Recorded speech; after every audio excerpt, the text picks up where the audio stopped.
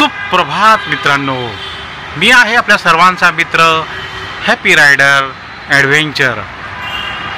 सकाळची वेळ आहे, उजेड बऱ्यापैकी आलेला आहे। सहस्र रश्मी सूर्यभगवानांचे आगमन झालेले आहे आणि आपला हा डेली ब्लॉगचा जो उपक्रम आहे तो आपण चालू केलेला आहे। मित्रांनो, एक मला नवीन ऊर्जा मिळालेली आहे या डेली ब्लॉग्सच्या माध्यमातून। मीरा भाईंदर रोडवरचा हा व्ह्यू आपण आता पाहूया।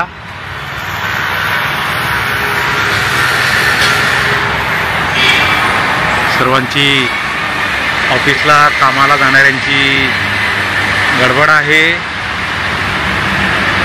आपल्या कोकणाच्या भाषेत सर्व चाकरमाने आपल्या कामाला निघालेले आहेत आणि हे बघा, ही किती लगबग आहे, किती वाहतूक फास्टमध्ये चाललेली आहे आणि गरजेचं आहे हे बघा। हे सर्वत्र आमचे सिमेंट कॉन्क्रीटची जंगल बघा, प्रचंड प्रमाणात जंगलच आहे, गरजेचं पण आहे।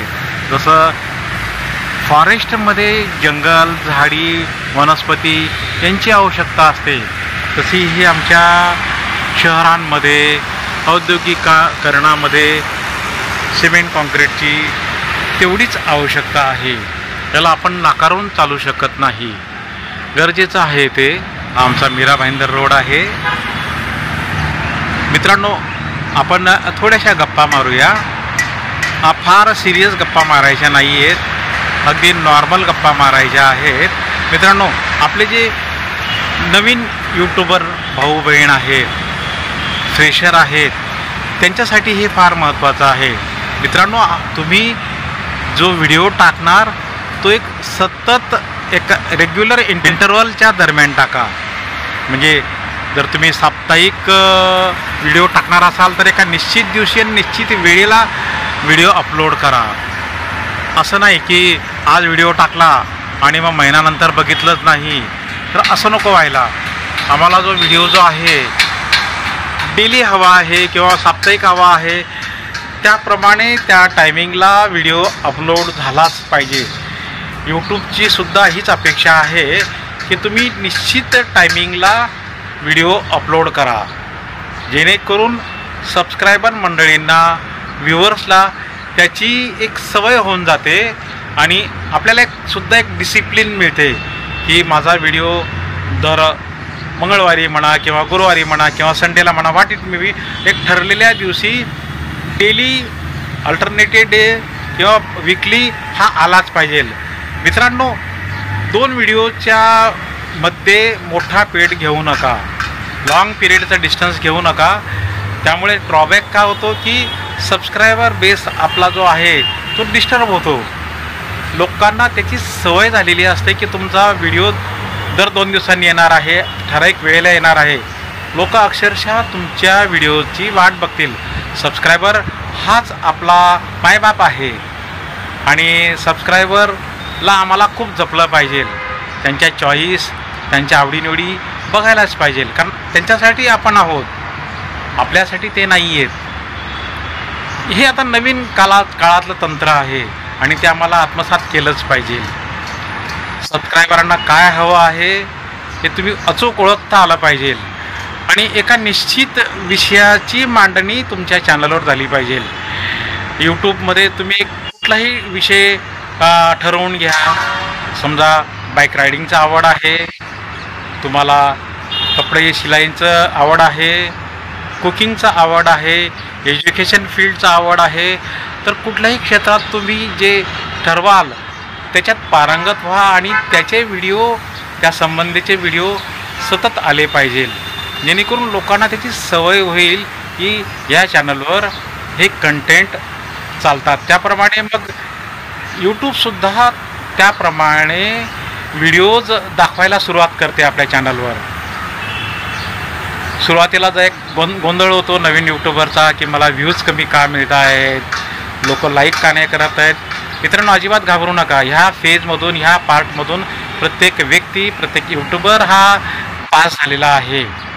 काही वेळेला असं होतं एखाद्या वेळेला की योगायोगाने एखादा व्हिडिओ व्हायरल होऊन जातो. वाट बघा, तुम्ही सातत्य ठेवा, एक ना एक दिवस तुमचे चांगले दिवस येणारच आहेत. एखादा व्हिडिओ तुम्हाला असं हात वरती देईल की बस तुमचे सबस्क्रायबर, तुमचे व्ह्यूज, तुमचा वॉच टाईम भरभरून वाढणार आहे. आणि हो, वॉच टाईम आपला 1 वर्षाच्या आतमध्ये 4000 तासाचा पूर्ण झालाच पाहिजे. तोच काउंट होतो. लोकांना तुम्ही आवडणार नक्कीच, कारण आपली एक निश्चित स्टाईल ठरवून ठेवूया. प्रत्येक फ्रेशरला मी हे सांगतो, जुन्या यूट्यूबरना काही गरज नाही आहे, कारण ह्या लोकांना खूप सवय झालेली आहे आणि ते खूप छान बोलतात. त्यामुळे तत्तप्प बोलणं, गडबडणे, पॉज जास्त घेणे, ह्या गडबडी सुरुवातीला होतात, पण नंतर मग त्याची सवय होत जाते. तर ही आपण एक सवय लावून घ्या आणि आपल्या बोलण्याची, आपल्या हालचालीची, आपल्या बॉडी लँग्वेजची आपल्या सबस्क्रायबरला नंतर सवय होते आणि लोक त्याप्रमाणे व्हिडिओज बघतात किंवा तुम्हाला तुमची एक आयडेंटिटी तयार होते.